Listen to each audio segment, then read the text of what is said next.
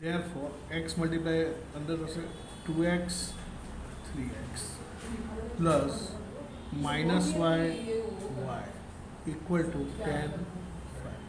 Therefore, 2x minus y 3x plus y equal to 10 5. Therefore,